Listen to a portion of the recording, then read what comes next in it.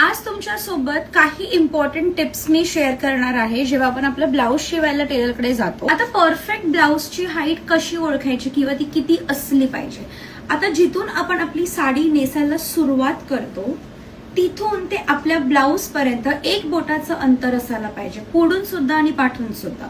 याने काय होतं ना, जर हे जास्त असेल तर तुमची साडी बरोबर दिसणार नाही. हे जर कमी असेल तर तुम्ही जेवढ्या वेळेला हात वर कराल तेवढ्या वेळेला तुमचं ब्लाऊज वरती साडीला मी एक राऊंड घेतलेला आहे. तुम्ही बघू शकता की हे किती परफेक्ट दिसतंय, म्हणजे पुढून सुद्धा आणि पाठून. शोल्डर पार्ट आणि स्लीव्स तुम्ही तुमच्या अकॉर्डिंग शिवू शकता. तुम्हाला जेवढी लेंथ हवी तेवढी तुम्ही ठेवू शकता. आता लक्ष देण्यासारखी गोष्ट म्हणजे हा पोर्शन असतो. जर तुम्ही शोल्डर आहे ब्लाऊजचं ते इथपर्यंत जर तुम्ही शिवले दोन्ही शोल्डर, जो तुमचा पदर आहे ना तो मग इथून येईल एवढ्या वरपर्यंत.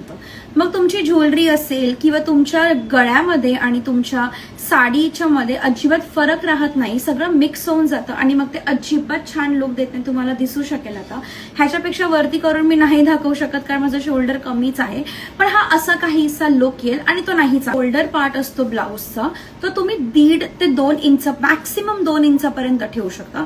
अदरवाईज माझा जो आहे तो 1.5 इंच आहे. अशाने तुमची ही नेकलाईन जी आहे ती खूप सुंदर दिसते. आणि मग तुमचा जो पदर इथून येण्याऐवजी तुमचा जो पदर आहे तो इथून येतो. सी डिफरन्स किती क्लिअर आलं. पुढचा गळा आणि पाठचा गळा. मी माझ्या ब्लाउजेसचे गळे आहेत ते खूप जास्त सिम्पल ठेवते, म्हणजे मी जे फ्रंट नेक्स आहेत त्याच्यासोबत अजिबात खेळत नाही. इधर ते माझे स्क्वेअर असतात किंवा 99% ते मी असे राऊंडच ठेवणं प्रेफर करते. रिझन असं आहे कारण जर तुम्ही स्क्वेअर ठेवलात ना तर तो एक्स्ट्रीमली असा स्क्वेअर येतो, किंवा मग स्क्वेअर गळे असतील तर मग तुम्हाला तुमची ज्वेलरी त्या पद्धतीने घालावी लागते, तर तुमचा हा वाला पोर्शन छान दिसतो. आणि असा गळा ठेवल्याने एकदम सिम्पल दिसतं. ब्लाऊज आहे ते कटोरी शिवायचं का ब्लाऊज आहे ते प्रिन्सेस कट मध्ये शिवायचं. सो बऱ्याच वेळेला असं होतं की आपल्या जे ब्लाउजेसचे डिझाईन्स आहेत ना त्या डिझाईन्समुळे आपण ब्लाऊज मध्ये ब्रा नाही वेअर करू शकत, कारण जर पाठचे गळे डीप असतील तर आपण त्याच्यामध्ये ब्रा नाही वेअर करू शकत.